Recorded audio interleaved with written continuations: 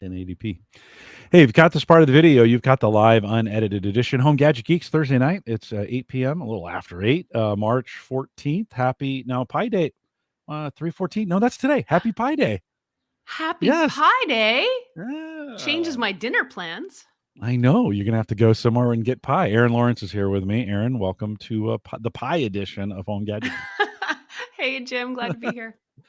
Oh, if you're watching this on YouTube and it's not live, hang on. You've just got the live version. We'll get started here in just a second. If you're listening on YouTube and it is live, check in like Andrew did in the chat room. He likes pie, and who doesn't like a delicious pie, right? Erin, we're not drinking anything tonight, but what's your go-to pie? Let's Oh, that's out. so good. I am mean, a you're not huge drinking fan. anything tonight, but I am. So I just want you Oh, to you go. are. Yeah. Well, let's go with a little pecan pie with some bourbon in it. A little bourbon pecan pie would be very nice. But I love baking pies. I will bake any kind of pie. I'll try any pie twice, 3 times. It's a lot of fun. Yeah. Yum. Yeah. Pumpkin's my all-time favorite. Followed by apple pie. That's a good crispy, like a Good good crispy American apple pie. classics there, Yeah. Well, that's where I live. That's what I like. So folks are checking in. Brian's checking in. He says good evening. Ken's checking in. Yeah, that's Erin. That is an Erin indeed. Bob's checking in. Bob, good to see you. Looking forward to some new gadget talk. We have some interesting gadgets tonight, so this would be a good one. Uncle Marv's checking in. Hola to you. Uncle Marv. Good to see you guys. We'll give it an extra second or two. Erin, you're coming in from an undisclosed location. What I assume you're maybe taking a little vacation. Yep, got a little bit of time off. I'm actually going to take a couple of days off and just really try and unplug. Yeah. But trying to catch some nice weather and just chill for a bit. Get out of the craziness, you know? You kind of need to do that, right? Get away from it. I think I'm there right now. I need just as I was coming home today from work, I'm like, I need a couple weeks off. Now I'm not going to get to take any till the end of June, so I've got a ways to go. But yeah, you've got something to look forward to then. I do. Yeah, I always take the end of June off, and we do distillery tours and some of those kinds of things. Oh, amazing! Breweries and distilleries is kind of try to hit some new places in the area that we've never been to before, or tap houses or some of those kinds of things. We have a lot here in the Midwest. There isn't a lot to do, so we drink a lot. Apparently, that's what. Well, that happens in Canada too. It does. It does. It's cold. It does. We like to be indoors with things are still okay up there. You guys are doing all right up there in Canada. Things still doing okay. Hoping it's not going to be a super smoky, burning, hot fire season again this year. But it's been a mild winter. We haven't had a lot of precipitation. Yeah, it's been a very mild winter for us too. Yeah. We did get some snow on last Saturday or Sunday. We got about an inch or so, but we got nothing and we got an inch of rain last night. So, but nothing. I think the only place that's getting like proper precipitation is California. I think so. They've been getting it every week. It seems they kind of need it though. I mean, they needed it. It was a pretty bad drought, and so they'll be glad. It seems like their reservoirs are filling up. So I'm happy for them. Being a California guy, I'm happy for them. I watch the weather and see what's going on there, and I'm a nerd. I keep track of the reservoirs. So like I know Oroville, you like the weather. Yeah, Shasta. You know, I kind of know where those reservoirs are. You know, why you're not? Have you done a podcast about this dam engineering and stuff? No, but I am. You know, Oroville almost back in 2017. You know, the spillway, right? And I watched them rebuild that whole thing every day. I'd log in to see what the updates, and they were, you know, there was a couple podcasts about it, a couple YouTube videos about it. YouTubers. Yeah, it was really interesting. Yeah. Didn't know that could happen. No. If it was, $1 billion or whatever to fix it. Right. Hopefully that was worth it to him. But one of the YouTubers I watched, he would fly. Yeah, he has a Cessna, and he would fly once a week and give an update. You know, fly around. It was just super cool. It was fun to watch them. I mean, it took a couple years and a lot of earth moving and a lot of engineering. And that is commitment to your YouTube content too. Back by the online, way. I know. Yeah, for sure. Let's see. So Bob says Bob's out on the west coast of Canada. He says snowpack in western Canada is the second lowest it's been on record. Yeah, Yeah. I think it's weird. It's Might coming be in in for it. pockets. Yeah, Yeah. our northwest was struggling with that. I think they've gotten average snow this year, just average, which is good enough. Mhm. But yeah, This we'll might be the be summer of, air purifiers, fans, and air oh conditioners, no. I think. Yeah, because you guys sent us a ton of smoke last year. It We was it did. was smoky every day. Our air quality was horrible all summer. Yeah. Thank you, It was I Canada. think the whole, like, eastern side of, North America was Yeah. Yep. hazy for a Yep. long Bob time. says the Blancolirio channel, which is the one I watched. Um, says does great stuff about the reservoirs in California. Yeah, he's a good guy. He Oh, does. interesting. I'll check Yeah, that and channel out. I'm always looking for a good YouTube channel. he's an airline pilot who had prostate cancer and had to not fly, and so for a while, and so because of that, he started doing YouTube videos, Oh, amazing. and then he became super. Then the Oroville thing happened, and it put him on the map. He just happened to be Wow. in the area, doing some stuff, and the water was shooting everywhere, and then he put it on his channel, and it put his YouTube channel on the map. So it's interesting when you Fantastic. think about that. Like, you never really know. You've been in this media business a long Yeah. time. You really never know. You work and you work and you work and you work, and you kind of wonder, this isn't going to go anywhere? Like, or am I Yeah. going to hit it big or whatever? Some days And I it, still wonder that. yeah, well, me too sometimes, right? I do it for a living. Like, goof around with this one, but the one at work does pretty well, but it still could be Mhm. bigger, right? You're like, what do I got to do, right? And then a guy like that has a moment where he's in the right place at the right time, and things just Yeah. absolutely blew up on him. So Airplane or Photoshop your family photos and put them out on the internet. You too could blow up all over the internet. yeah, that being said, I'm not so sure I want to. There's things that Yeah. come along with that you just like. I'm kind of happy right where I'm at. You know? I don't know if I would ever want to be famous. Yeah. Yeah. I had a brief time when I worked in traditional media where I was getting recognized quite a bit, and it really made me uncomfortable. Yeah. Just Yeah. because, like, then Yeah. you don't know if you're out doing something or you're getting, Right. a Right. pedicure and somebody's watching you and it's like, do they know who you are or are they just staring into space? Like, Yeah. it was weird I for a while. know. It's No. weird. I wouldn't Yeah. want the level of scrutiny that, a Kardashian gets or Princess Kate or any of those Yeah. folks. No. Yuck. Yuck. Yeah. None of that. Even a low level NFL football player, I'd be not interested in someone critiquing the way I Nope. run or how often I catch or whatever. So, Yep. anyways, all right. Excuse me. Let me get this. Let me kick this thing off. We'll actually talk about some tech here. If you've Yeah. been watching on the recorded on YouTube, I told you we'd get to it. We're going to get to it right now. So here we go. This is the Average Guy Network, and you have found Home Gadget Geeks, show number 603 with Erin Lawrence, recorded on March 14th, 2024. Here on Home Gadget Geeks, we cover all the favorite tech gadgets that find their way into your home. News, reviews, product updates, and conversation, all for the average tech guy. I'm your host, Jim Collison, broadcasting live from beautiful Bellevue, Nebraska. It's awesome weather here. I don't know. We're taking it. We're taking it. Of course, we're going to post the show. And Erin's coming in from a remote location. Weather's pretty good there too, right, Erin? Yeah, it's not bad. Oh, and now Oh, just as we start the podcast, the dogs set off. obviously the dogs are there with you in this It always happens. undisclosed location, but Undisclosed.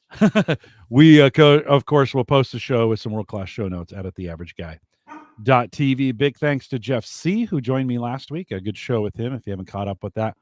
Theaverageguy.tv/HGG 602 will get you there, and check that out as well. And then also a big thanks to our Patreon subscribers. If you are on the Patreon team and want to, or if you're not and you want to join us over there, theaverageguy.tv/Patreon will get you there as well. We'd love to have you join the team. Erin Lawrence is here with me. Erin, always great to have you on the show. Welcome back. Thank you so much for having me back. It's my favorite podcast to do. It doesn't look the background doesn't look the same. I'm assuming you're taking a little vacation at this point. Well, hey, wait a minute. Thank you for you're on the show. You're on vacation. Thank you. Jim, it's like I said, you're the favorite podcast that I do. I Oh, always love man. chatting with you, and your audience is the best. They're so engaged in tech and gadgets and just everything that's going on that it's fun for me to do your podcast. So I'm happy to be here. Well, I appreciate that. We set the dates and you said, "Yeah, I'd love this date." And then all of a sudden I'm sitting here like, "Wait a minute. She's on vacation. You should be out frolicking wherever you're at, however You people don't know that I frolic." wasn't frolicking mere That's true. minutes before That's we true. got That's true. connected. Yeah, you weren't sitting there studying like, "Oh, I can't wait to be on the podcast." You were I'm probably not gonna lie, there goofing around. might have been pool time recently, so Well, yeah, I we're hope covered. so. We're I covered. hope so. Okay, good. Well, make sure you're using proper sunscreen. So that's my one PSA for the night. We want to get many of the links that we're going to talk about are going to be in the show notes. So you want to make sure you get back and see those. Aaron does a great job of all these reviews, making sure it has all the details and a YouTube video, best reviews on the internet. So make sure you get that done. We'll have the links as well. You reviewed a 4K dash cam, and that's been something I know in some countries those will become a necessity, right? Because of so much fraud and insurance fraud. We may be getting to that point here in the United States. I don't know, but dash cams, I have noticed a lot of folks talking more and more about dash cams. What made you review this? Obviously, maybe somebody sent it to you, but talk a little bit about the review. Yeah, so I got to review the NextBase IQ, which is their newest dash camera. And the big thing with this camera is that it's 4K resolution. Mm, So it's that ultra high definition resolution. And it does make, from my experience with the camera, it makes a huge difference really? in the video quality that you get. Okay. Okay. Most dash cams are 1080, Yep. and I Yep. mean, they're okay. It's like video doorbell quality or, smart home security camera quality. It's okay. It'll do the job. But a 4K camera makes a huge difference in what you're able to see in, once you get the footage onto your computer, you can really actually blow up a frame and look at a license plate. So if you ever did need to get something, some information, a street sign, that license plate, or if you needed something, to be a witness to something that happened on the road. This is going to give you so much more detail.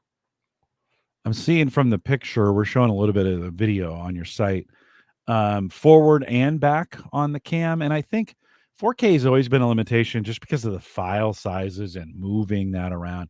I think maybe we're past that now. I'm sure you didn't have any trouble. And how did you move the video from, I'm assuming, off the camera onto your computer? Yeah, a couple things. So 4K does eat up an SD card pretty quickly. Yeah. The good thing here, though, is it comes with an app that will give you some cloud storage. Um, this this camera, this IQ camera, in order to really get the most out of it and properly use it and do anything but sort of take a live look through the camera, you need a subscription for this. So this is either going to be people thinking, well, yeah, or people saying, what? And then you got to pay a monthly fee for it. For this one, you do. And that's because this camera also has cellular connectivity. So Mm. once you install it in your vehicle, you're going to have 24/7 coverage. You can see what's coming if your kid has the car and they're out driving around, you can see what's happening both out front of the windshield and in the cabin of the vehicle. So it is a two-way camera, but all of that does come with bandwidth considerations, and you want to have these looks anytime you want. So there is a monthly fee for it.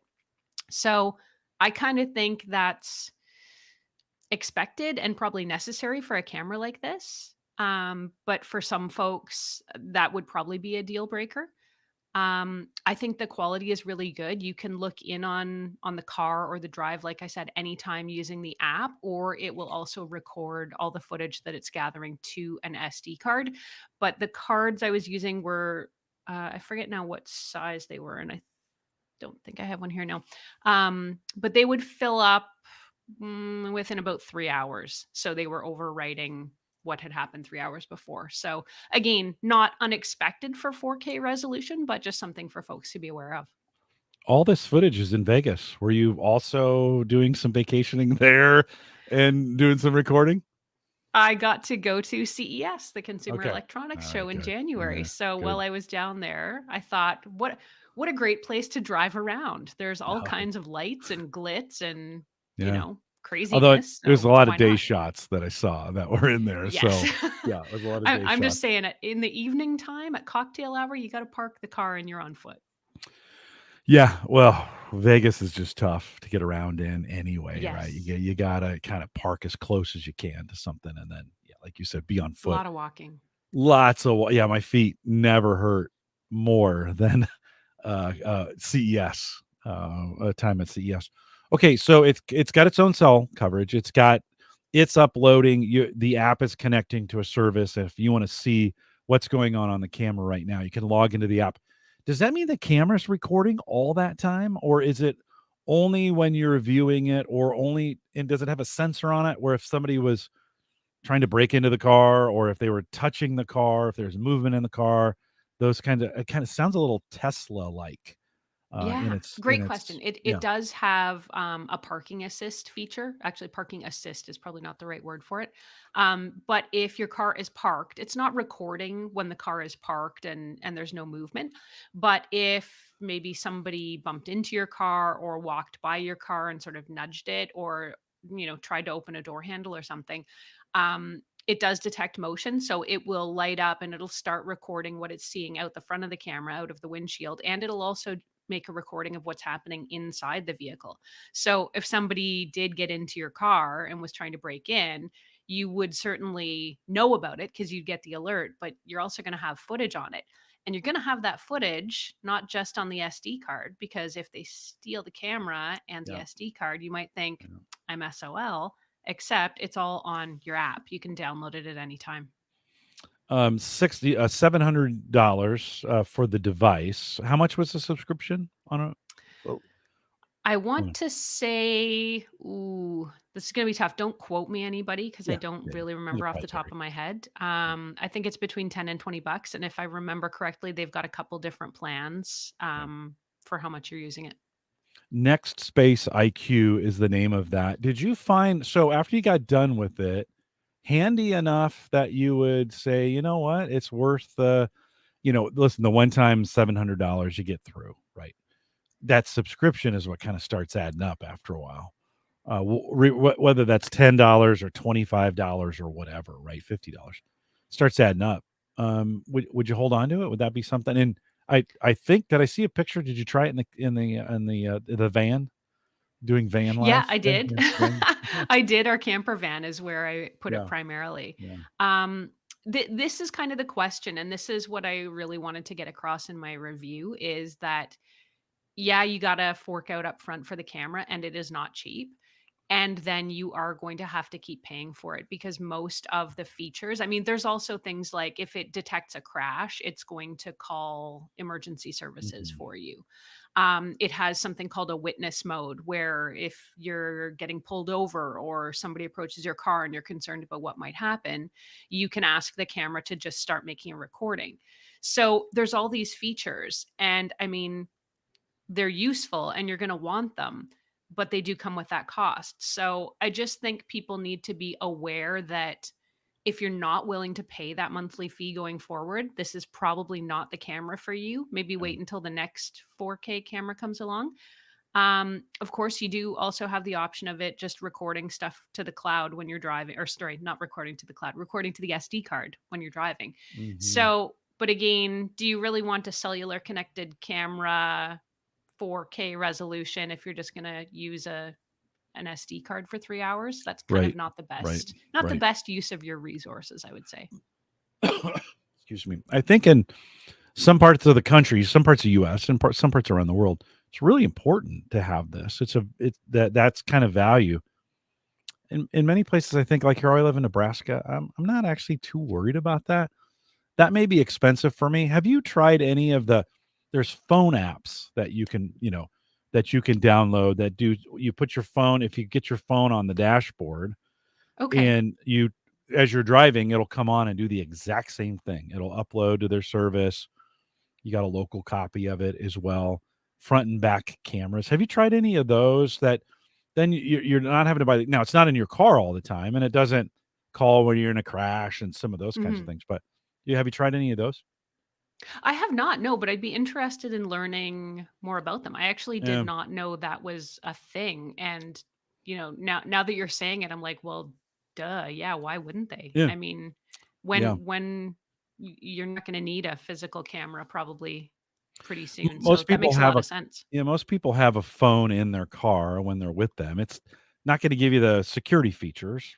Mhm. I'll send you the link to the one I tried. I did Yeah, it I'd for a love to little check it while. out. Even in this even with that circumstance, I was like, because it's a subscription. Then I got to put my phone in there and remember to get. It'll actually, I think that's got a. It has a service that will automatically turn itself on if it senses that you're Okay. driving. Does it But give you a special mount? Because I'm thinking, like, you'd have to no, have a like, yeah, a special suction cup mount I have a right up mount. by Yeah, I the have a mount that sits on the top. Then I have yeah. my phone down just far enough so that it's not blocking any of the vision outside of my car. So it's sitting right down there. I can see completely over it. But the camera seeing out has pretty good at that point, has pretty good Yeah. vision to the road. And those cameras are great, and it's like, oh, so Yeah. maybe you can do. Did you have any problems with this and how did they handle it? Yeah, I did actually. When I got the camera at first, I I spent about 3 days trying to set it up. So, when I went to set it up and initialize it and connect it to my phone and get the camera sort of Mm, onto the cellular network, it's got its own SIM card. It's not an accessible SIM card, mind you, but it's got its own cellular service. So it just kept trying to connect and just trying to connect and trying to connect, and nothing was happening. So I reached out to NextBase customer service and I got great help from them. I will say that. They sent me a bunch of software updates by email that I plugged the camera in and basically tried to goose the startup.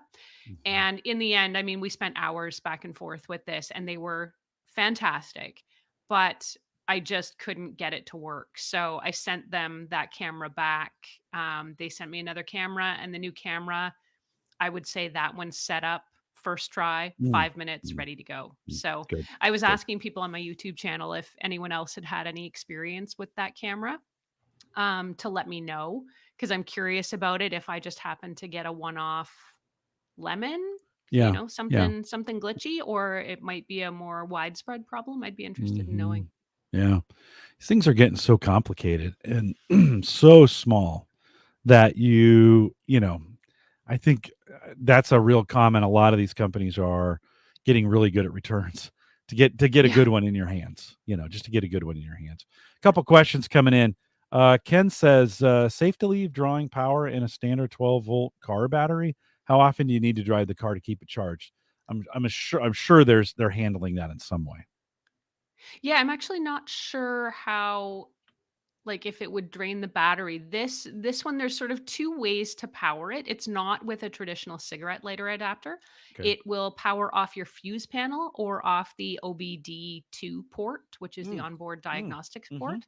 So I'm Wow, not actually sure, that's cool. like, what the draw is off that, Yeah. but it's Gotta be consistent, something. reliable power. Yeah. Yeah, but it's gotta be something, Um so the van did start the last time I was out there. I haven't driven it in couple of weeks, and Yeah. it's still good. Well, and So it's possible if there's not a lot of events going on and,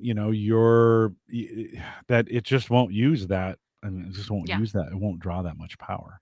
There's gotta be some standby, but that's a pretty big battery for a little small device, right? You yes, think I would where say so. it's And you're right. It's not running 24/7. It's yeah, only sparking right. up when Right. I mean, it it's needs to. So on, but it needs the minimal amount, and I'm sure they have tested this. But Ken, a good question. Bob makes a good point. Apps that record and upload can make your phone overheat, which is very true. So this may, and I'm sure this is another one of those areas on a dedicated device like this they've tested for. But you right, think about the summer on your dash. Most people's dashboards are great point. black. They're a Yeah, thousand degrees, both in Fahrenheit and Celsius. They're a thousand degrees, right, touche. at the same time. And so that's a good Bob. That's a good point. I did not test my phone. I tested it briefly, and then I was like, yeah, this really doesn't make sense for me. So I stopped doing it, but a good reminder on that one. Then Tony says lots of news about car OEMs who do this. You think of like Tesla or these, or Hmm. I mean, my Subaru's got some cameras, not these kinds of cameras, but Right. where cars are selling your data even to an insurance company.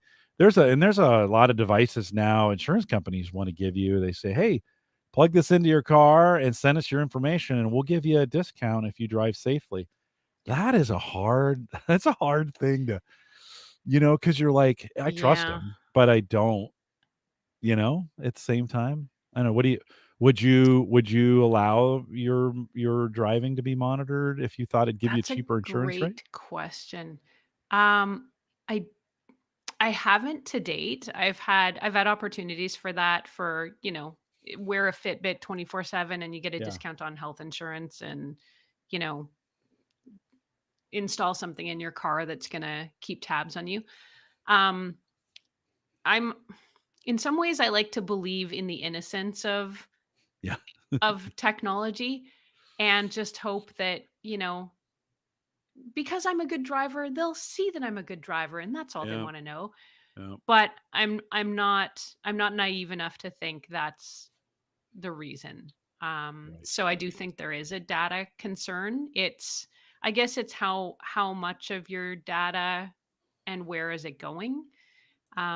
I'm not ready for that just yet. I have a feeling though it's not going to come down to me being ready or not. It's going to be, if you would like insurance, these are the parameters. And if Yeah. every insurance company decides they're going to do it, none of Yeah. us is going to have a choice. Right. Right. Yeah. No, you're right. You're right about that. Let's see. So Tony says he uses USAA app, and I'm a USAA customer as well, and it's strict. And I've heard stories of that where I mean, it really wants you to drive like you're supposed to drive. Imagine, imagine that. Like, stop at stop signs. Drive the speed Follow the limit. speed limit. Don't swerve. I had a friend that was using it. He uses it. I think he has Allstate or something, and he was using it, and he had to make a maneuver. He was driving and he had to make a maneuver for an emergency kind of situation, wherever somebody stopped in front of him and he had to kind of swing around him. And the app detects that and dinged him for driving recklessly. Right. Wow. He's like, I was doing. So there's these, yeah, I don't know. I don't know. Um, I think I'm, I think I'm with you. Yeah. Joe says that the cell modem in his truck failed, and he just opted to remove it entirely, take it out. Mm, Um, and then Tony says this. It said I used my phone while I was driving. The Jeep was in park, for mm. goodness sake. So yeah, we're probably that's the reliability of these kinds of things. The to just get back to your review for one more second before we move on. You also mentioned it's got some emergency capabilities as well, right? If you're in a crash, it'll detect it. Can you make a call through it since you have a cell phone in it? Can you make a call for emergency services like StarTech or TechStar or Stardom or whatever it Mm. is? I forget what I have in my car. I never use it That's because a I got good a phone on me, but question. yeah, okay. Yeah, no, that's a good Wow. question. I didn't try that.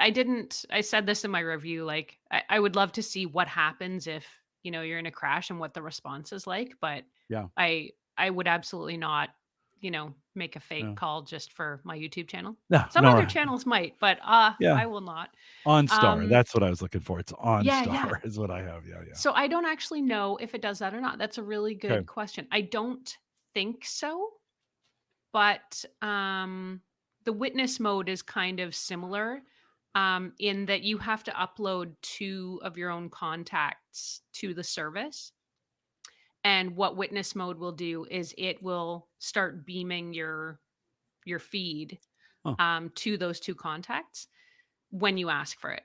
So it's not like it's beaming it live to Facebook or whatever, but right, right. and not the same as a phone call, but it does have some, I guess you could call them outreach capabilities. Yeah, yeah. And that would be if you feel you're in danger or something, you could say go into Yeah. witness mode. So we get this. Would now that you had this, will you go full time with it in some form or fashion, or when the trial is up. I don't know what your agreement is with Yeah. them, but would you go full time with They it? they they did give me, what do you call it? Like a temporary access to the service. And funnily enough, the temporary access expired just as I was wrapping up my review. Your review. So Okay. I'm not driving as much these days as I used to. So that's a tough one for me because I think, if I'm going to keep this camera, I need to have the service, right? But with that said, I don't know that I drive enough anymore to warrant having a camera like Yeah. this. Yeah. I think this is ideal for someone who is a professional driver, maybe Uber or Lyft. Someone who has teenage drivers or new Ooh, drivers in the yeah. car that they need to keep tabs on. You know, for those of us who spend a lot of time working from home or have a really short commute, I don't know. It might not Yeah. be worth Yeah. it, but I will say taking it on a road trip was super fun. Oh, I bet. Yeah. And I bet for like Uber or Lyft, I wonder if you have to disclose if there's rules for that where if somebody gets in the car, you have to say, I do have a safety device in the car. I am recording this. Hmm. That may make for safer I or think a lot more of them have civil. stickers on the window, Do right, they? that Do say, they? Oh, you'll be recorded or we don't have a lot of Uber in Omaha, so I don't see it a lot, but it just doesn't, we just don't, it's weird. I just don't see every once in a while, I'll see one maybe at the airport or something like that. But yeah. yeah, it's kind of just some interesting. I toyed with this for a while. I don't think I do it myself, but certainly in some areas, I think that it may be really, really handy for people. So I think so too. check that out. I threw the link. I'll put that link in show notes as well as I threw it in the chat if you want to check that out. Let's switch gears a little bit because I'm really, really interested in this. I watched some YouTubers who put out these animal cams. That's not what they're called, but they're like they go out and strap them to a tree and put a battery in them, and some of them have cell service. But I'm also noticing on Trap cams, YouTube, I think they're called, right? yeah, I think so. I think so. And many of them just want to see what's out there and they want to see what's, on their land or whatever. But lately, we're seeing some of these bird feeder, bird cams, squirrel cams kind of show up at the household level, right? Where folks can put these kinds of things out. You reviewed a smart bird feeder with a camera. What led you to this and tell me a little bit about it? I recently started feeding the birds in our yard. Mainly just I like the sound of birds in the yard. Yeah. I don't know anything about birds. I'm not one of those people who's out there with the binoculars, spotting osprey, if that's a Yeah, bird. I don't know. I think so. Um, I think just go with it. It's somebody will fine. let us know. We'll go with it. We'll go with it. But I like having life in the yard, and I like having the sound of birds in the yard, especially in the morning. It's a really cheerful way to start the day. So in doing the tech research that I do, I was looking around and I came across this smart bird feeder camera, and this one is called Bird Buddy. So I asked husband Roger for it for Christmas, and he delivered. So the premise of this camera is, or I should say, this bird feeder is that it's got a camera module built into it and it's removable. So you can take the camera module out of the feeder, charge it up if you need to. It's got a rechargeable battery. But then you basically just fill it with seed like you would a regular bird feeder. The camera's in there. And when birds come to get their, breakfast, lunch, or dinner, you can see it on this camera. And the camera will record short videos of all the bird interactions. And it's also got, I guess you could call it AI bird identification. Mm. So if something comes to your feeder and it's not your, traditional sparrow or whatever, it's able to identify the birds for you. So it was a really cool concept and I was really excited about it. What did you so since Christmas, it's winter for you. Have you had birds come to it? Have you set it out? Or are you getting good enough weather that it's working? Oh yeah, we get birds all the time, all Okay. year. They're a little less exotic in the winter than they are in the summer. Um, Oh, that's a but yeah, big camera. you That's a you put big out bird camera. seed. It is a big camera. The That's camera it's module is way bigger huge. than I thought it was like this tiny when I was looking at the product, but that's a pretty big Yeah, So it's kind of almost the size of I don't know, what would that be, a soda can? Yeah. ish, maybe a Takes little pretty good smaller. pictures, right? Yeah, it's 1080 video. Again, we were talking about video resolution standard Right. for doorbells and security cameras and things. That's kind of standard. In this case, the birds are getting quite up close to it, so it's able to get some really good shots up close, and it's actually pretty impressive what it's able to capture in terms of video and photos. Do you feel like you have a better handle on the birds in your neighborhood, like the kinds? Because I have no idea. I mean, we blue jays or cardinals. Yeah, they're easy to recognize. The rest of them, I don't have a clue. Are you Yeah. learning about your birds? I am learning, but like I said, I didn't get really any exotic birds. It was mainly Yeah. sort of Oh, sparrows and but this is a what white else is there? crowned sparrow. I would have not known it's a white crown. That seems I exotic didn't to know me. either. Yeah, no, it does the knowledge part was actually really interesting because, Yeah. I Yeah. think they call them brown birds or something, the sparrows and the chickadees and that kind of stuff. And, magpies we get a lot of in Calgary. So, I mean, you know what those birds are. But when something comes to the feeder, we had woodpeckers and things like that. I- It's just really cool to get that additional detail that I didn't know there's like apparently 3 or 4 kinds of sparrows. So you get Uh-huh. that bird Yeah. identification and then it tells you. We had set up a couple years ago a hummingbird feeder that I would have loved to have had more, pictures of. Are there any kind of add-ons? Could I do a hummingbird thing with something like this? Is that possible? Well, Jim, let me tell you. Not only does Bird Buddy have a hummingbird feeder coming out, but there's another company Okay, called Birdfy, which I just finished the review of their smart bird feeder cam, which is going to be on the YouTube channel tomorrow, good. youtube.com/Erin Lawrence TV. And I think it's up at techgadgetscanada.com as well. But they also have a hummingbird feeder they have just released, and I'm waiting for that to land in my mailbox shortly. So I will report back on the hummingbird front. Not the cheapest bird feeder you'd ever buy, right? Talk about now, this was a Kickstarter that you started with, but there's probably more of these, but it's pretty expensive, do you think? They are quite expensive. Bird Buddy in particular, I want to say it was close to $300. Yeah. Okay.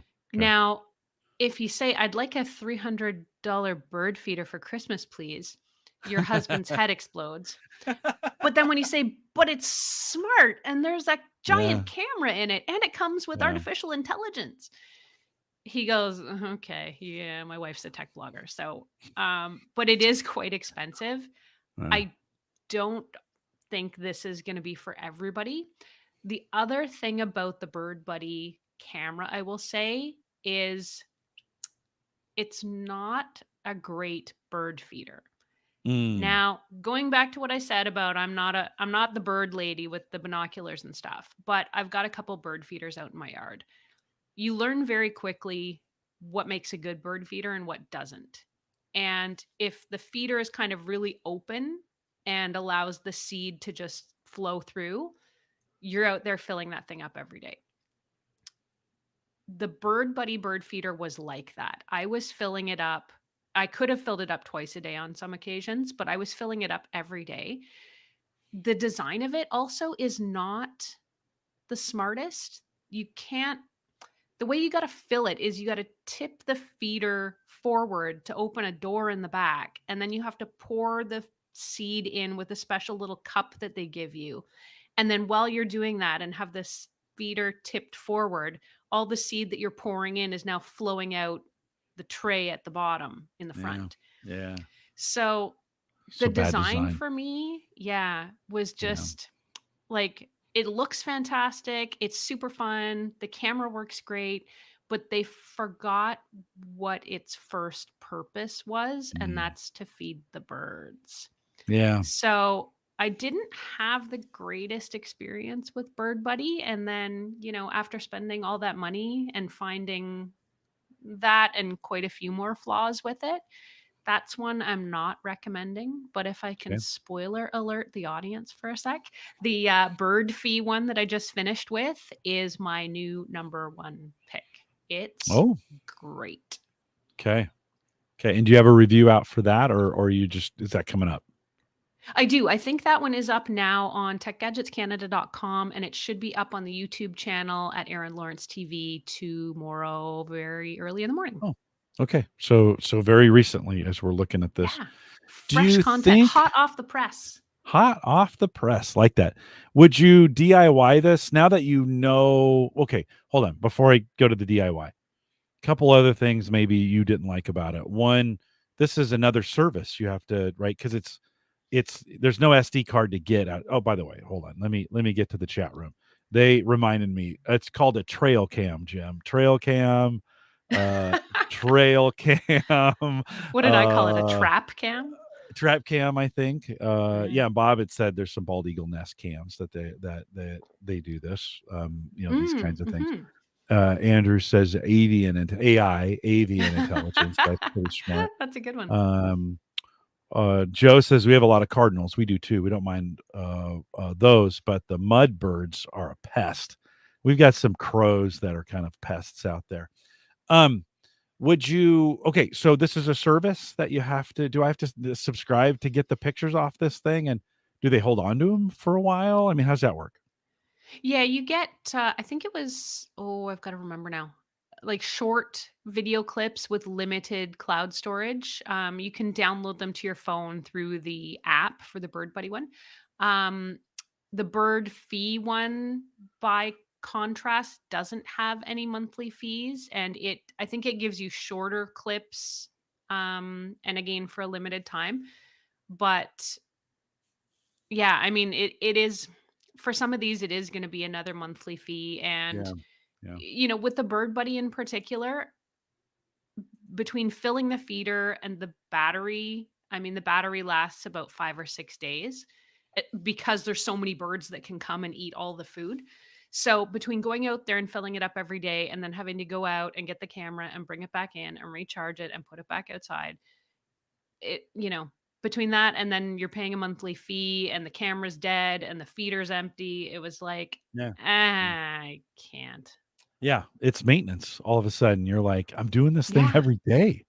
Like, this was the thing with even for me and we put out just an old school hummingbird feeder. And, you really ideally, especially in hot weather, want to change that every couple days, that water every couple days. Yeah. It's just sugar water, but they're birds. I mean, they still have feelings. And so, you don't want to just have them give them hot water, so we go out and change it. Do you think, like, could you get a better bird feeder and then maybe DIY this with your own camera? And I was kind of thinking maybe even run put it in a spot where you can run PoE, power over Ethernet to the camera, and then just feed those back into your house. And that's running all the time. You don't have to change the battery. You get a better bird feeder. It's a little bit more technical work. This audience could probably handle it.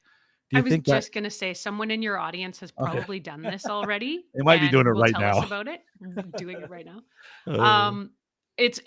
That would be ideal. And I mean, the other option you have with most of these cameras, Bird Buddy and Birdfy included, is adding a solar panel to keep it charged up. With Bird Buddy, that was an extra cost over the model, over the $300 I paid for the camera already. With Birdfy, the unit I picked out did come with a solar panel. And I think the Birdfy overall cost, even when you sort of balance out solar panel versus not, was still less expensive, which is kind of another big check mark in my book. So, yeah. Okay. Well, we'll have to check out your review on that. That may be a better option thinking through. And I have to look into that because I'd love to get, we sit out on the deck and enjoy and the birds come around, but it would be nice to get some pictures of them. I'm kind of wondering how long that would last. Like, you get the pictures in the first week and maybe you experience this too. You get the pictures in the first week. Oh, this is so cool. And you're scrolling through them. Then the second week, not so much. And the third week, maybe a few times. And then do you sense a little And so, that maybe in the summer it gets better as there's more birds, but you got to really like birds, right? I think you do, and you're right. Mhm. I mean, initially, yeah, I was so excited about this bird feeder, like, you know, I couldn't wait and was checking in all the time. But then after you've seen sort of 89 sparrows, Yeah. and Yeah. 57 chickadees, you're like, Yeah. can Oh, you it's can you another not one. just alert me when something cool shows up? And Mhm. Bird Buddy is kind of supposed to do that because it has the AI recognition. Mhm. It'll tell you like, hey, something new stopped by. But I found that it was saying, oh, something new has stopped by, and it was another chickadee. Uh, So I don't know that the alert system on it is as great as it could be either. My thing with Bird Buddy is wait for Gen 2. I think yeah. the company has to be getting all this feedback, from everyday consumers and probably other reviewers as well. So I would hope that they're working on a Gen 2 model that's going to address a lot of these issues. Okay. Well, that's good advice. Check out both reviews. Head over there, techgadgetscanada.com. I've thrown the link for that for the buddy review in chat and in the show notes. I'll look up that one for the new one coming out too. We'll have it available in your show notes. Okay, Aaron, it wouldn't be a Home Gadget Geeks with you if we didn't talk about coffee. And I feel kind of like maybe you're cheating on coffee a little bit. You got a new yeah, kind of a new pod that a new pod device. I don't even know how to pronounce this thing. Can you help me out?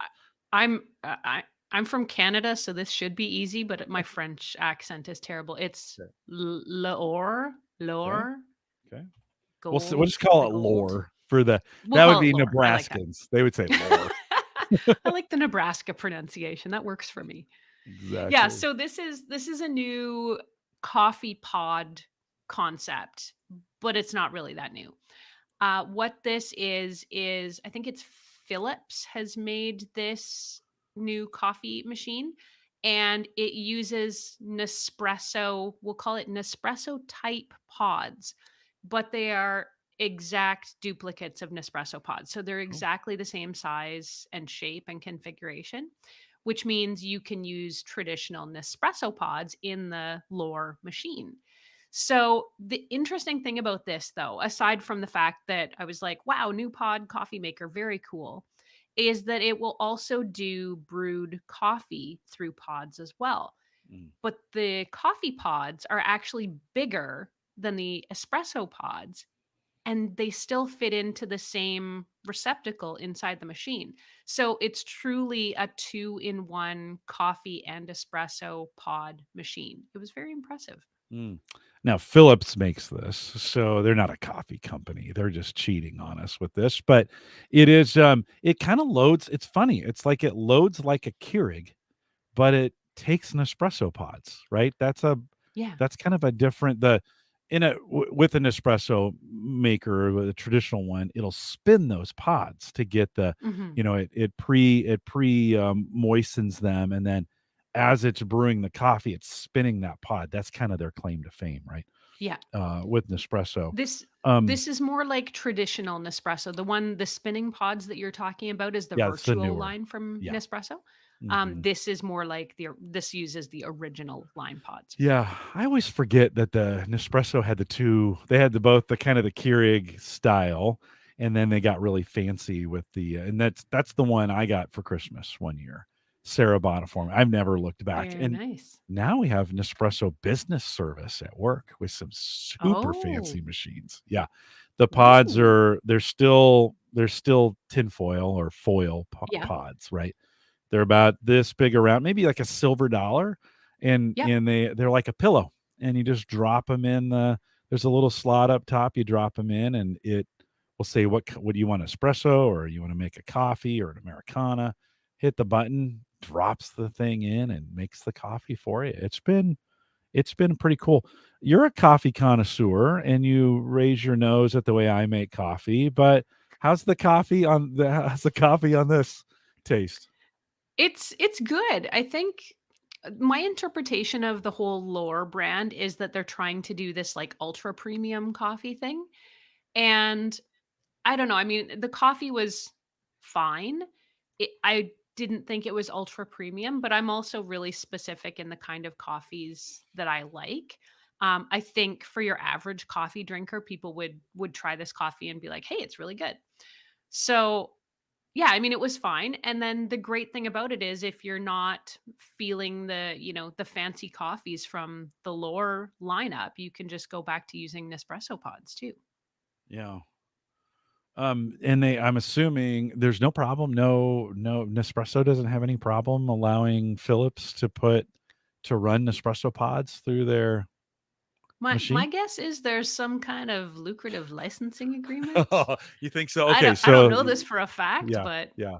You think I they've think licensed Nespresso's them? probably like, "Yeah, you guys go on and make your own pods, but, Yeah, you're yeah, you're gonna have to pay a fee for our technology." That yeah. would be my guess.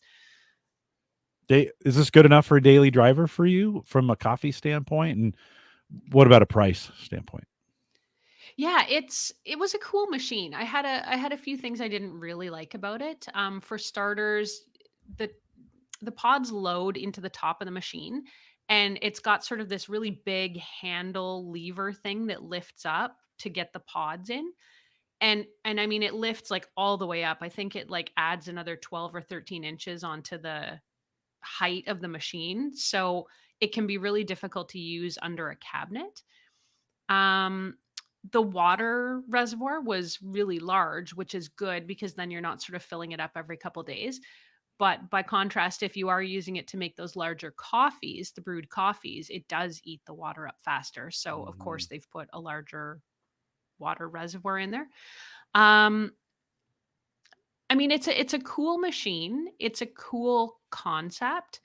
Is it worth the price? I think if you're into pod coffees, you can probably get a basic Nespresso machine for a lot less. But at the same time, a Nespresso machine is not going to be able to make you brewed coffees. So you might Yeah, need a yeah. second machine. So like with a lot of this technology, Jim, it's how you want to use it or how you Mhm, anticipate using it. And if you're a diehard espresso drinker, which is all you want it for, a basic Nespresso machine is going to do you fine. mhm. And if you want a little more out of your machine, I mean, we could do a whole show about coffee We could. appliances and Yep, machines and yep. automatic and everything. And you could make me feel bad about the way I make my coffee, but that's okay. Not that I'm bitter or anything along the ooh, bitter, that was Oh, probably a pun, good, wasn't good. it? Really using your bean there, Jim. Nicely done. About 200 for this machine. Certainly, any big box store, both Target and Walmart here in the United States. This is a section now. Like it used to be all drip, It's an and industry. now, man, coffee, the Nespresso or the well, both Nespresso and Mhm. espresso machines are, I mean, they're taking over. They're like a whole Yeah. section. It's crazy. Yeah. Yeah. And there's special issue pods and roasts and Yeah.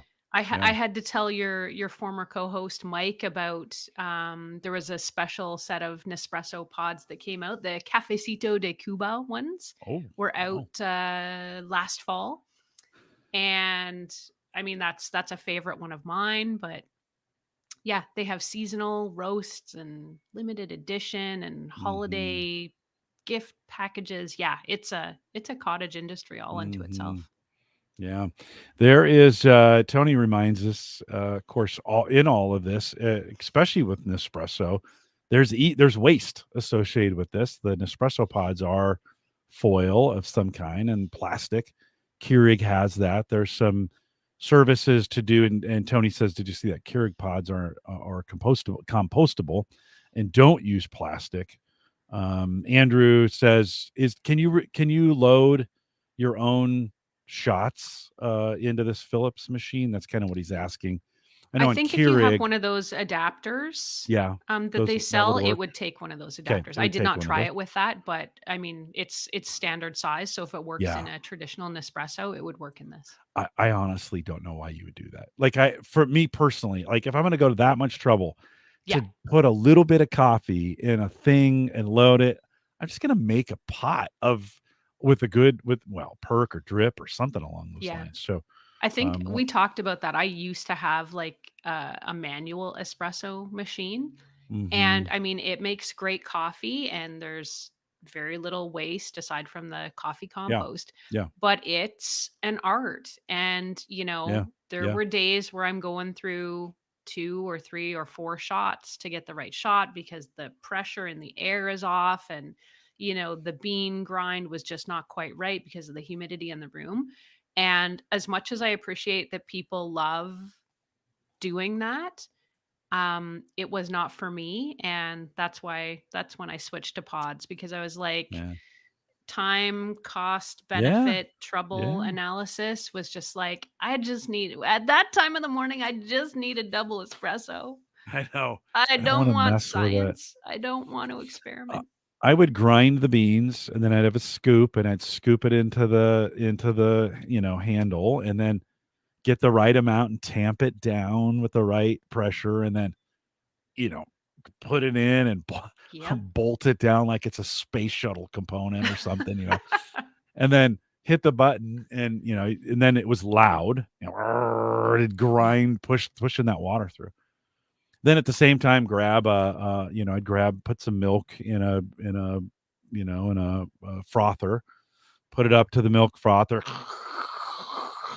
I mean, it was a whole process just for a latte. Yeah. Now, that's Yeah. not bad. I was still a better latte than I get at Starbucks, and it'd take me, probably 5 minutes, maybe a little bit more, and a lot cheaper. But it was a lot of work. And now with an espresso, throw the espresso pod in, get that started, have a little magnetic frother, fill that up, hit Mhm. the button, walk away. Yeah. Come check some email. Come back 3 minutes later. The milk's ready, coffee's ready. Pour them together, rinse it out. It's done. Super Yeah. convenient that way, right? I mean, so Yeah. they do. You can do it a little bit easier. Uncle Marv wants to know with the Phillips, what the L'OR, Ah, as we say in Nebraska, lore. L'OR, Lore. L'OR. Does it come with an app? Is it No connected? app. No, it is not connected. That's a great question, Marv. Totally great question. No, no app. It is not smart. And yeah, it doesn't need to be. So not Um, connected. Not you don't have to Not get a connected. No. Wi-Fi, you know. No. But you can't No. schedule it either. You can't tell the A lady to start the coffee for you. No, no, that's Oh, true. But I'm sure somebody must make a smart connected Nespresso machine by now, don't they? I haven't yeah, seen it because I would totally review that. But yeah. Bob says Mr. Coffee's no longer considered a coffee maker, and well, nah, that brand. It's interesting that brand has kind of moved on a little bit in the mm, coffee space. They're still making them, but maybe not to the level before. Kevin says I started volunteering at my county's fix-it clinics. Dead Keurig machines kept coming in the door. One of the guys had art to fix them. You gotta think about how many Keurig machines are out there. Do you? yeah. They can't last too long. Have you had one break on you? Have you had one of I've these had kinds of machines? the very first Nespresso machine I ever got. I would say I got it about 7 or 8 years ago, and I still have it. It still works perfectly. Never had a problem Mm, with it. Um, and I've tried others off and on since then, or used friends. And actually, I can think of another friend that I know who've at least had their machine a few years before I got mine, and theirs is still going strong. So I have heard, I've seen things online, people's reviews saying, the seals might break on them or they start to leak after a while. I haven't had any problems with mine, but that's just me. We have one at work. We have an industrial. Not. I don't even say that. It's not the biggest Keurig, but it is one that was kind of designed, I think, for a workplace. Right. We beat the crap out of that thing, and it's just keeps going. It just keeps going, and then Yeah. they replaced them, or they're starting to replace them with these Nespresso workplace machines, whatever, fancy buttons. You can tell it what kind of coffee, and then it asks, "Do you want more coffee?" When you're done, and you push the button, and it just keeps going. It'll keep going for you to kind of Quizzing finish. you. Yeah, it's just like, "Hey, you still there? You still there? You did you really want this coffee?" Can I help you Kind of again? thing. Would you like some more? We get some Starbucks branded pods. We have some caramel espresso pods that we Wait get. till We it have gets both. the facial recognition in there, I and then it know, I sees you know. coming, and it's like, Just "Jim, make it for me. would Like you like a latte?" an arm would come out, drop the pod in. That'd be awesome. That'd be at least it wouldn't judge me by the way I make my coffee. So the the um that that review is up and ready to go. We always talk about coffee when you're here. This is an area I kind of thought we were, to be honest with you, I kind of thought we were done with coffee technology with the drip machine years ago, but it's a whole new, I mean, it's a whole new thing. Like it's definitely coming back for sure. I've spent the last few months, I would say, reviewing a whole bunch of different styles of coffee maker, and I was only half kidding when I said we could turn coffee into a whole show. Yeah, But yeah, yeah. there's like I've reviewed a Ninja machine that's got, I think it's got Keurig and a big dripper pot. I'm trying to think of the other ones that I've reviewed recently. There's all kinds of different sort of gimmicks out there, and they'll do espresso, they'll do coffee, they'll hold it in a carafe, they'll, dispense it on demand. They're It's Yeah, crazy. yeah, Whatever you want around your coffee, you can get. yeah. No, right on. And even with my Nespresso filters that I have recycle, they send me a bag. I throw them in the bag, r- seal it up, give it to you, the UPS guy, and he takes them back for recycle. It's pretty Me great. too. So, Yeah. Andrew says, yeah, he can compost his paper filters, Yeah. and I do compost. When I perk it, and I'm not perking as much as I used to during the pandemic. I was perking every day. I mean, I was making a gallon of coffee Mhm. every single day, right? Or at least what it felt like. Now, kind of just on the weekends and maybe a day if I'm home, one of the days I'm home. But I get that coffee, and it's a good reminder of why I did it. You're like, oh, this coffee is so good. Like, oh, and I'm not saying the Nespresso or whatever else I'm making isn't good. It's just that cup, that pot of Mhm. coffee that I make just tastes so good, and you're Yeah. like, oh yeah, Well, and that's yeah. we've talked about that too, you and I. You and Yes. I and our different coffee tastes, but I get mine shipped from another country because I like Oh it so yes, much. no, So right on, I right on, hear that. right We on. like our coffee the way we like our Just coffee. don't judge me. Stop judging. No, I'm just kidding. Let's shift gears one more time really quick to, and I don't know why. Oh, it's because I'm not on the right screen. Well, I actually had a guest on talking about this idea. Well, Gavin came on and was talking a little bit about his sensors, his water sensors and sprinkler controller. And looks like you got your hands on a Moen Smart Sprinkler Control. Is this something you got installed and you're going to get to use this spring, or are you waiting for it coming up? Yeah, I put it in a friend's house because I mistakenly thought this was something you could hook up to a hose, Mm, and then mm. it'll control, and then you can sort of run, tubes and whatever off the hose bib. And that's not what it is. So I was like, "Ugh, okay." So I put it in a friend's house. And what this is it's called the Moen Smart Sprinkler Controller. And if you've got an in-ground built-in sprinkler system, an automatic watering system, this will control it for you. So it's really just one thing. It's a box that you connect all of your sprinkler wires into. I did the installation myself for it. I was actually really intimidated and did not want to mess with this because I don't know anything about sprinklers. And I was like, oh my gosh, if I wreck this, my friend is going to kill me. But it's actually really easy. So I had it installed in just a few minutes.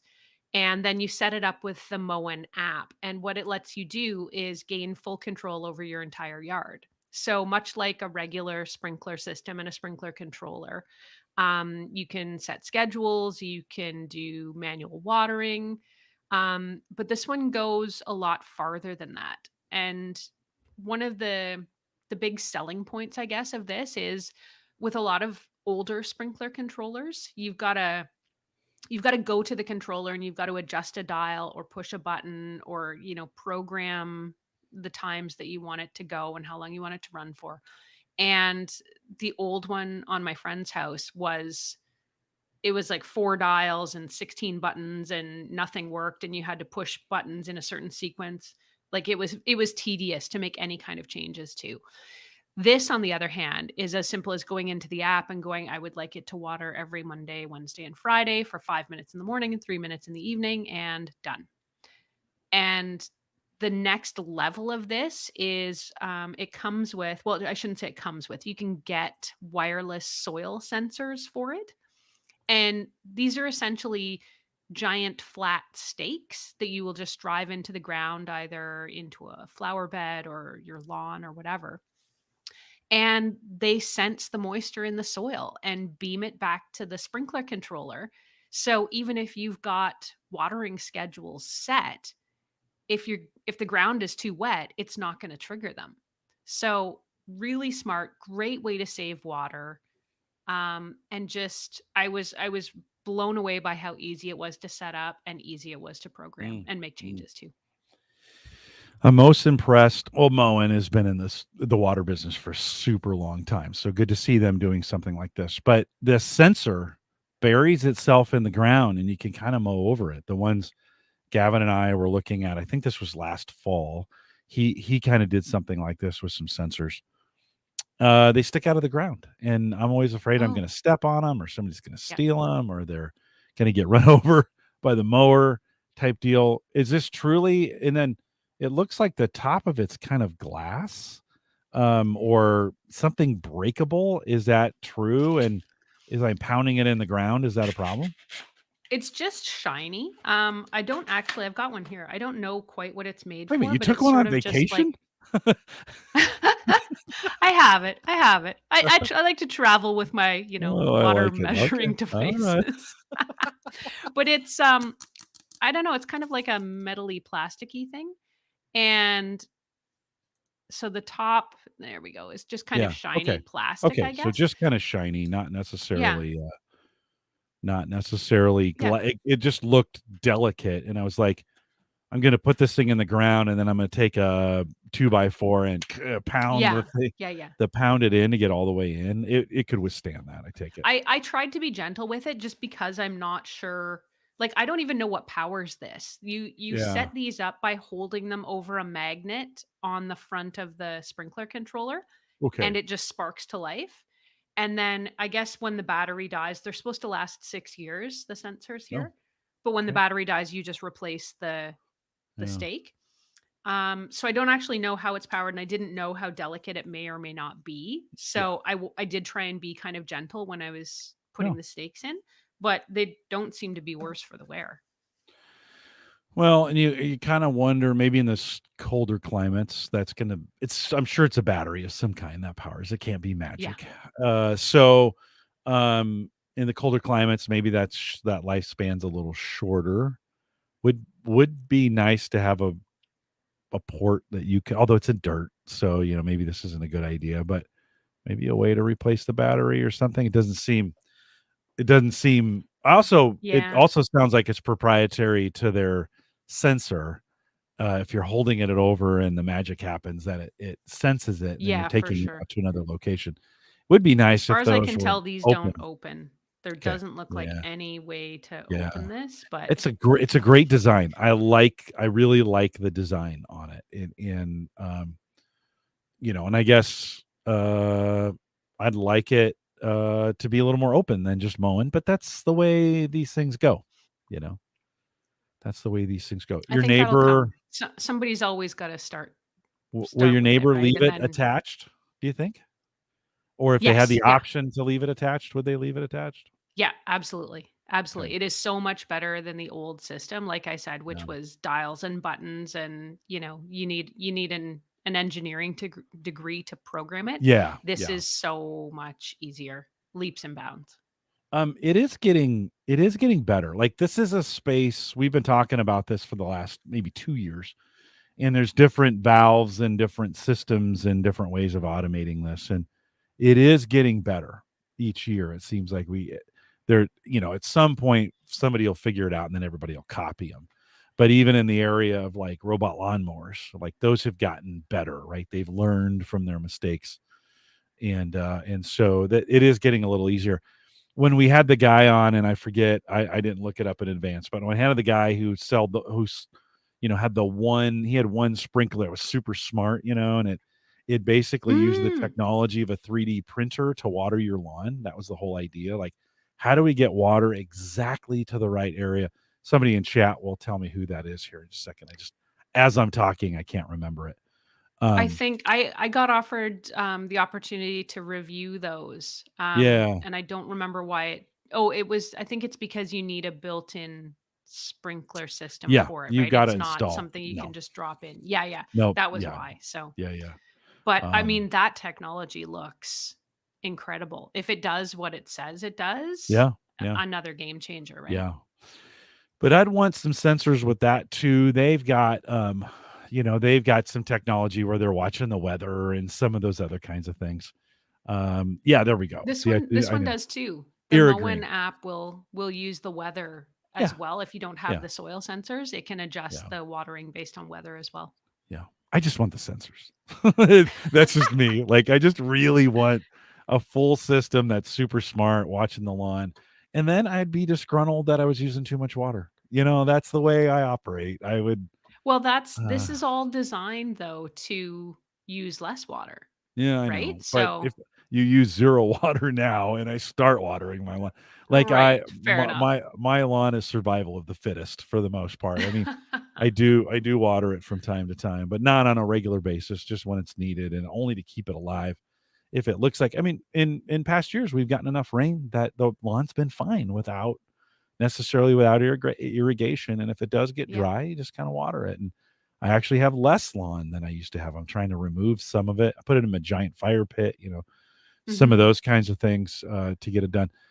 Bob says, here, and we'll wrap this up, he says, "The steaks look like they're $70 to replace." They do look fancy, they do look cool, but it's, They are indeed $70, yes. and to Tony's point, another home assistant tie-in. That's what I'd love. I wonder if Moen's got a home assistant. I have to ask Gavin the next time he's on if that Moen can do something with Home Assistant. It Um, integrates, yes, with eh, eh, Google and oh, Alexa. okay, good. Yeah, then you could probably most likely get that into Home Assistant as well. Hey, just on the way out, real quick before I let you go, any new stuff coming up that you're just excited to talk about that may be showing up at techgadgetscanada.com here in the future? I do have let's see.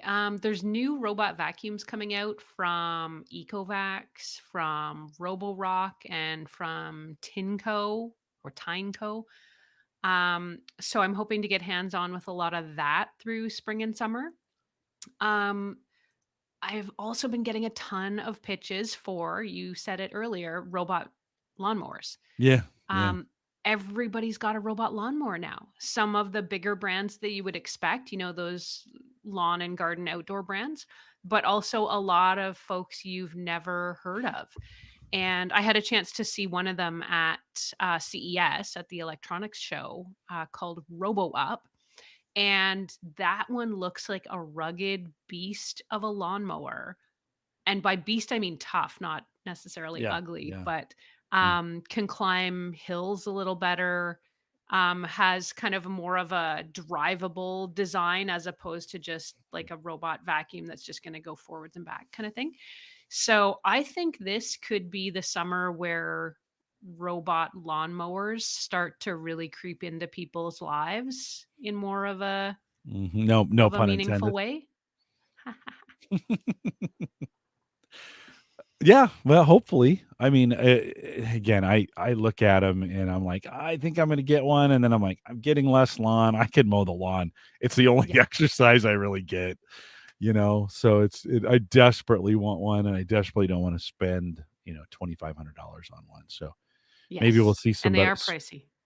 Speaking, and I don't want you to give the answer away on this one, but speaking of cheapo, you did a review on a $20 robot vacuum, and I want everybody. I'm gonna throw this link in the chat, and I'm gonna put it on the website. Erin, I don't want you to say anything because I want folks to go out. Is it worth it or was it not worth it? Again, don't give it away. I want folks to go out there. $20 robot. Where are we? What does it have, like, a subscription? Do you have to pay? Does it serve you ads when it's going around the house? That would be an interesting way to go. I think we're all expecting Amazon is going to do that. Although, didn't they buy iRobot and I then think they not did. unbuy them? Oh, I don't know. Or am I thinking of something else? I But thought they either bought. way, you could totally see your Amazon floor robot serving Yeah. you ads. I could see that. No, right on. Like it would have a screen that would pop up while it's moving around, and It it would just follows you around the house. it would have Jim, ads do you want more come coffee? up. It'd be playing More commercials coffee, really Jim? loud. Exactly.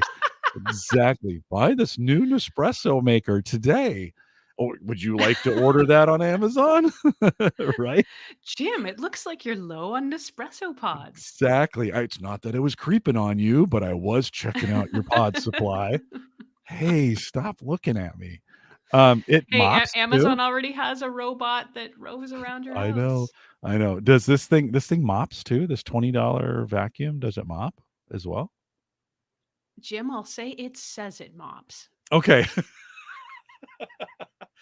Oh, it's a good It says review. it mops.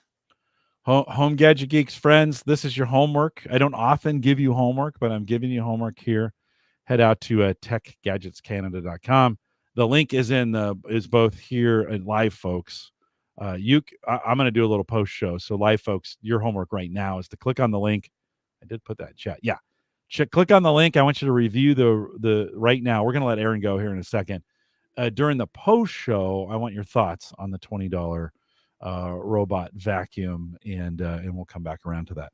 Erin, thanks again. Even on vacation, you are kind enough to be on my show, and I always appreciate it. It's always valuable. Thanks for coming on, and thanks for coming out. I appreciate it. Thank you. Thank you for continuing to have me, and thanks to the audience for listening in. It was nice to hear from everybody tonight. Tell husband Roger that we said hi, and that and we appreciate that he gives you up for 90 minutes so we can have you on the podcast as well. So tell him thank you. I will pass it on. Thanks We so will much. let you go. Thanks, Erin, and stay cool and have some fun. You bet, Jim. Bye. All right, take care. We'll see you.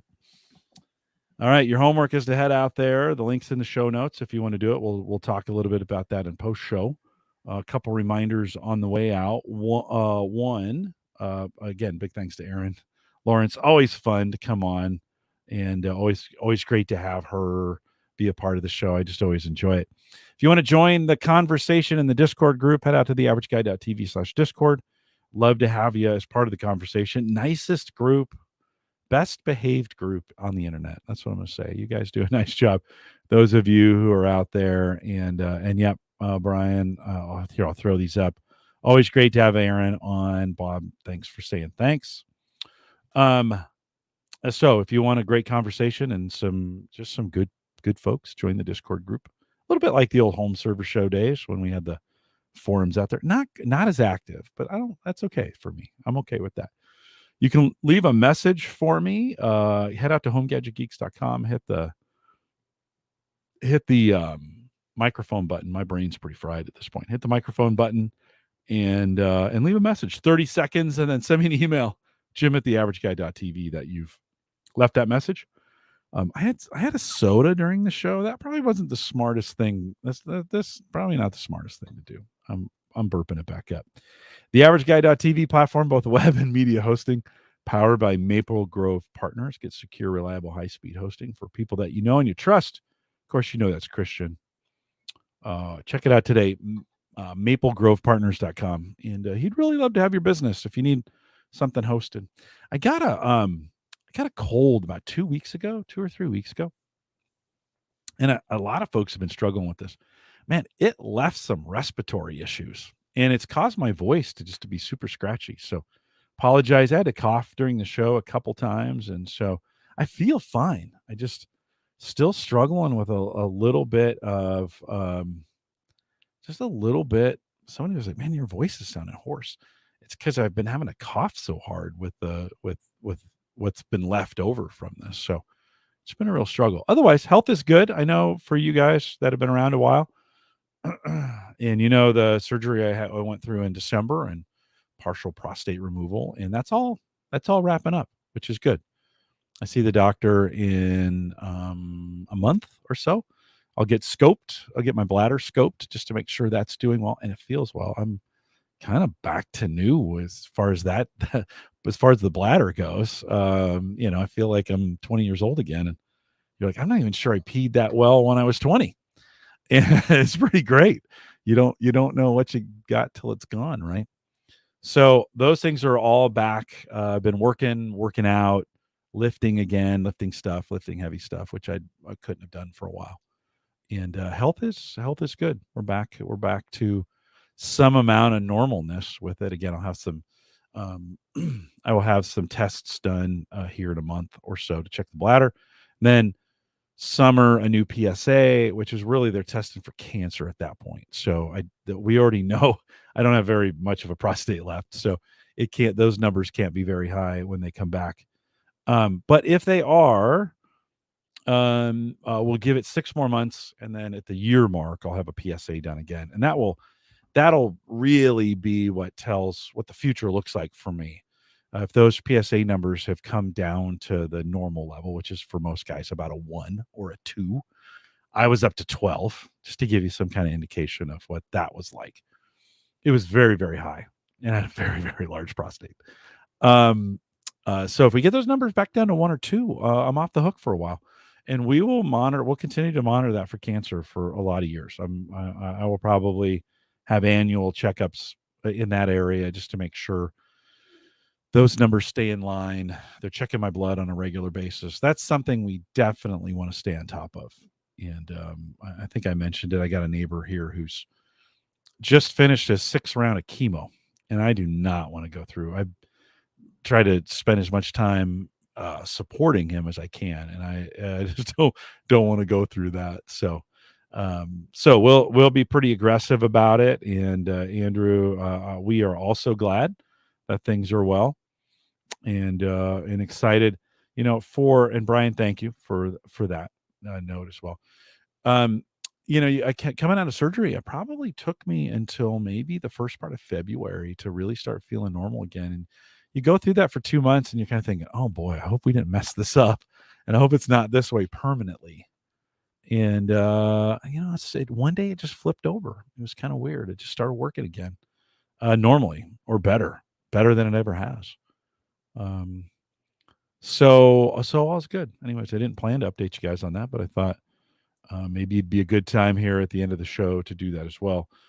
Certainly I'm feeling good, and that's a good sign. That's one of those kinds of things where you're just kind of glad. It was super painful and super uncomfortable for a lot of years, and it's just glad that I'm glad that that's taken care of, and we are done.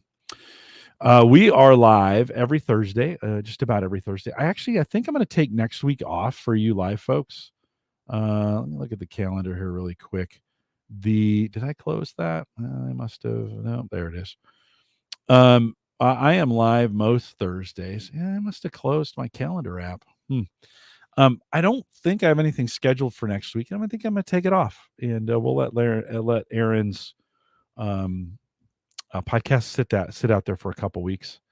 And so no live show next week. I'll start working on getting some folks lined up again. I got a fairly full schedule until the beginning of June. So I'll be kind of hit or miss for April and May. Hopefully you're all set for the spring or fall if you're down in Australia or south in the southern hemisphere. And it's one of those kinds of things. You go. We've had some health things go on with both here and neighbors and friends, and it just kind of makes you realize, like, it's good. It's sometimes good to come up for air and see what's going on around you, and spend a lot more time with my neighbors. And that doesn't mean I don't want to spend it here, but it's good to take a break from time to time. So I may take a week or 2 off. But generally, I'm live every Thursday, 8 p.m. Central, 9 Eastern out here at theaverageguy.tv/live. Thanks for coming out. We'll get the $20 post-show review of the $20 robot vacuum cleaner that Erin saw. I'll get your comments on in the chat. That may be kind of funny. If you support on Patreon, you get that. You'll get this automatically if you're a supporter on Patreon. you can head out to the YouTube live, theaverageguy.tv live on YouTube, and track us down here if you want to hear how it goes. Maybe you're listening to the regular podcast, you want to hear how it goes. Either one of those ways, you can listen to it that way. With that, we'll say goodbye, everybody. All right, friends. What did she say? Was that a go on the $20 robot vacuum cleaner? The look. Hold on, I got to show you the look. If you're seeing this and you haven't gone out to the review, here's the look on her face. Maybe that's a foreshadowing of what is to come on this review. That's hilarious. Let's see. So we'll stop sharing. Get into the chat. Brian says, "You get what you pay for." Bob says, $20 sweeper. Surprise! It's not an Amazon Prime item. Okay, let's look through. Would you buy it? Yes or no? 3.5 hour charge time gets you a whole 20 minutes of cleaning time. Yikes! She says everyone's definition of long is a little bit different. So 4 hours. 4 hours to run for 20 minutes. Can't be good. I guess if you had a really small place, maybe. Maybe the intelligent part of it wasn't so intelligent. Does it work? It says it runs smoothly and runs quietly. Probably because it doesn't have a lot of suction. Yikes. Well, maybe not. Yeah, there's some on Prime, I bet. Might cost more to ship it back. Would you, Tony, if you bought something like this and you had to pay to ship it back, would you even ship it back? And then the mop. You got to go out to the review. I don't want to spoil it for you. Head out to the review and check it out. I think we've already spoiled it, but yeah, I don't think she can recommend it for $20. Yeah, no. Bob says 300 purchased and 1 review. Bob, I'm kind of surprised it doesn't have fake reviews, just to be honest. Yeah, there you go. Yeah, it's not very big. If you see the picture, here, we'll show it again. This is not a very big device here. Let's go. I mean, that's her hand. And so what kind of watch is that, do you think? It looks like a Fitbit, right? It's a Fitbit. So, well, shoot. I wouldn't even buy a $20 robot vacuum. So that's another one of those things I go back and forth on. I'm like, I'm going to buy one. And then we just bought a new Shark. And I just need to get more movement with it. That would be the smartest thing to do. Yeah, Bob says Fitbit. I think it was. The mop line made me laugh too. That's hilarious.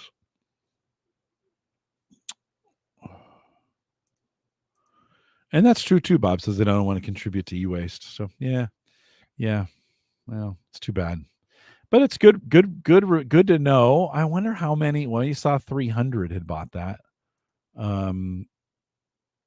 You're like, oh, that can't go for $20. That just can't go well. All right, friends. Thanks for coming out tonight. Always great to see you. Always great for you guys to be a part of chat. Bob and Tony and Brian. By the way, Tony, great to have you on the show a couple weeks ago. Andrew. I think I saw Ken a little bit earlier. And Kevin Schoonover was in there. That was Kevin's comment. He jumped in. Uncle Marv, thanks for coming out. And I think that's everybody. Joe, saw Joe a little bit earlier. Thanks for coming out. We'll see you guys here in a couple weeks. Again, I'll take I think I'm going to at least take next week off, maybe 2. I might take 2 weeks off. Just get some downtime, some weekend time to, I spend a little bit of time on the weekends producing the show. So it's always it's always nice to get to not have one to do. So Uncle Marv says, night night. Oh, let me scroll down to the bottom here. I think on that note, I will end it. Everybody remember, sleep well because you need it. Get your exercise. I did find out when I don't exercise, I don't sleep as well. So get your exercise in and take care of yourself. And we'll see you in a couple weeks. Guys, thanks for coming out. We'll see you next time. Take care, everybody.